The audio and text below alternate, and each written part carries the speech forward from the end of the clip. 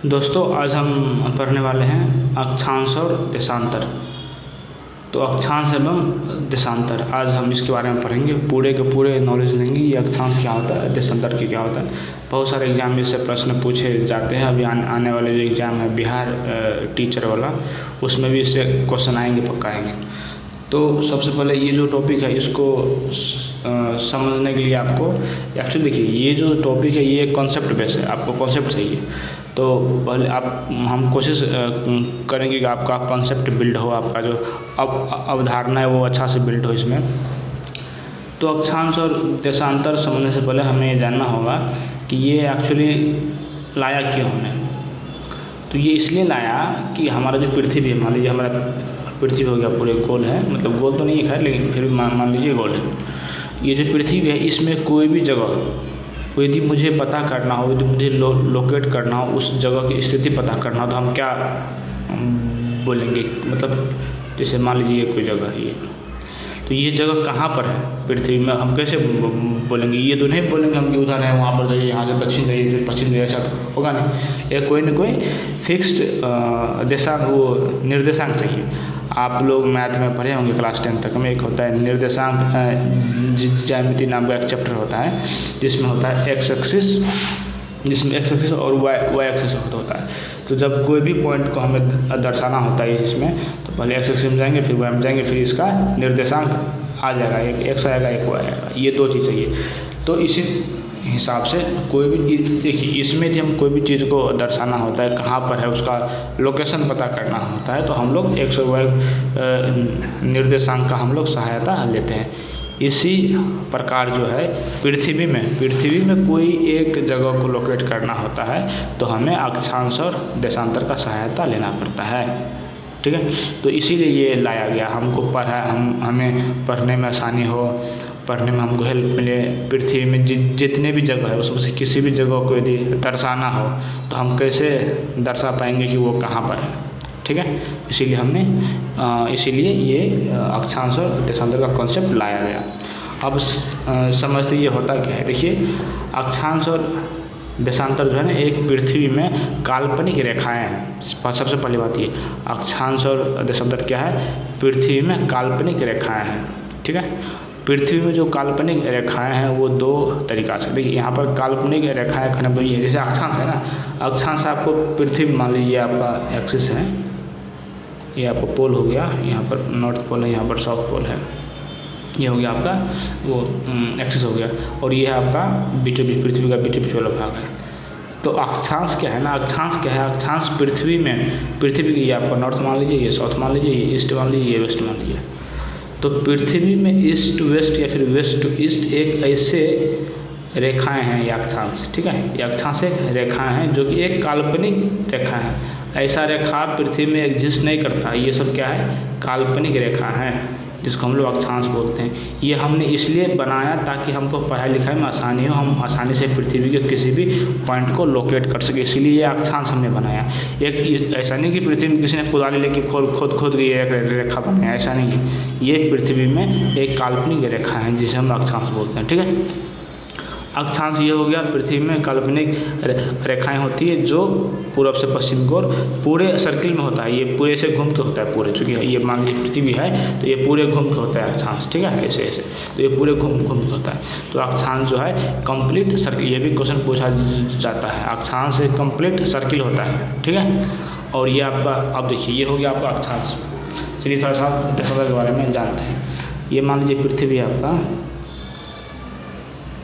ठीक है, ये हो गया आपका नॉर्थ पोल, ये नॉर्थ पोल, ये साउथ पोल हो गया, और ये हो गया ईस्ट, ये हो गया वेस्ट, ये हो गया आपका। अब देखिए, अब ये जो देशांतर है ना, ये क्या होता है, ये तो पृथ्वी के पूर्व से पश्चिम की ओर एक गोल गोल चक्कर लगाने वाला रेखा हो गया।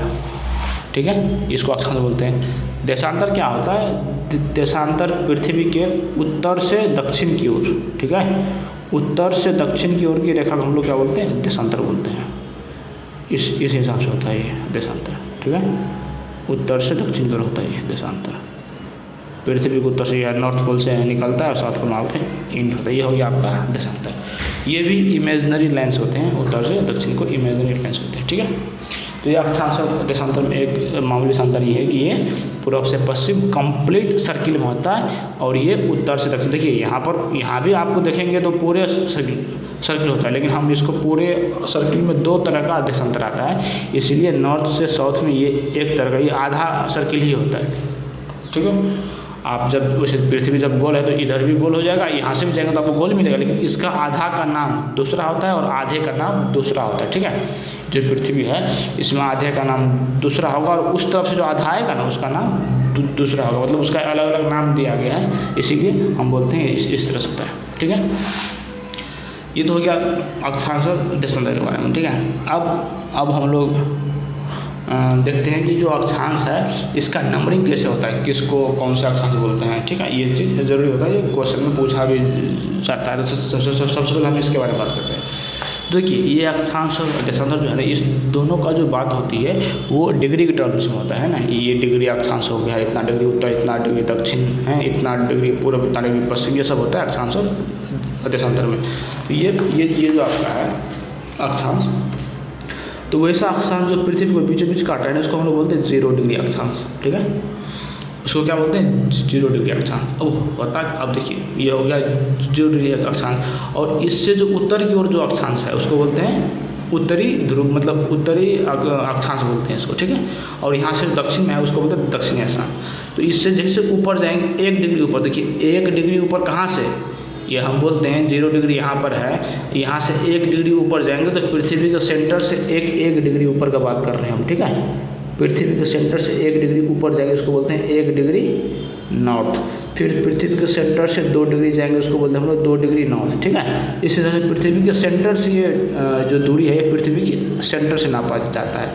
तो 1 degree north, 2 degree north, 3 degree, इस हिसाब से हम आगे बढ़ते जाएंगे और यहाँ तक जाएंगे तो कितना आ जाएगा 90 डिग्री आ जाएगा, 90 डिग्री आ जाएगा। ठीक है, 90 डिग्री का हो गया आपको। ऐसे ऐसे ये जो 1 डिग्री है ये ऐसे पूरे घूम रहा है, ऐसे पूरे घूम रहा है, चक्कर मार रहा है। तो इधर भी जाएंगे हम लोग, पीछे भी जाएंगे तो ये हो गया 1 डिग्री नॉर्थ हो गया, ये 1 डिग्री नॉर्थ हो गया ये। तो ये जो 1 डिग्री नॉर्थ का ये पूरे वलीय बनता है, मतलब पूरे सर्कुलर शेप में होता है ये। ऐसे ही 2 डिग्री नॉर्थ ये पूरे सर्कुलर शेप में होता है। तो आपको कोई बोल दे कि 1 डिग्री नॉर्थ का जो अक्षांश है उसका शेप कैसा होगा, तो आप बोलेंगे सर्कुलर होगा। ठीक है, गोलाकार उसका शेप होगा, ऐसे ही होता है। ऐसे ही 90 डिग्री तक जाएंगे। ऐसे ही नीचे की ओर जब 1 डिग्री ऐसे जाएंगे 1 डिग्री साउथ, तो ये यहाँ 1 डिग्री साउथ हो गया, ये 2 डिग्री साउथ हो गया। इस तरह से यहाँ पर नीचे की ओर अक्षांश का नाम होता है, और ये भी पूरे गोलीय आकार में होगा। ऐसे इधर भी होगा 1 डिग्री, यहाँ भी आएगा 1 डिग्री नॉर्थ, 1 डिग्री साउथ हो गया, 2 डिग्री साउथ, ऐसे भी आएगा, इधर भी आएगा। और जब नीचे आ जाएंगे कितना आएगा 90 डिग्री साउथ हो जाएगा। ठीक है, ये हो गया आपको साउथ पोल। इस हिसाब से अक्षांश का कैलकुलेशन होता है। ठीक है, ये हो गया आपका अक्षांश के बारे में। उत्तरी अक्षांश, दक्षिणी अक्षांश जो भी होता है, किस हिसाब से डिग्री कहाँ से डिसाइड होता है, हमने अक्षांश को क्यों बनाया, देशांतर क्यों बनाया, ये सब चीज़ें इसमें हो गया।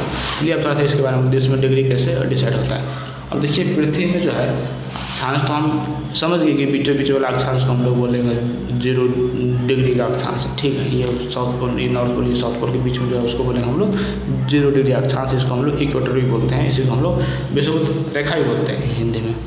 लेकिन इसमें हम 0 डिग्री कैसे माने, क्योंकि इसमें तो यहाँ से निकल रहा है, यहाँ पर एंड, हम किसी को 0 डिग्री मान सकते हैं। इसमें यहाँ से निकला यहाँ पर एंड हुआ, यहाँ से निकला यहाँ पर एंड हुआ, यहाँ से निकला यहाँ पर एंड हुआ।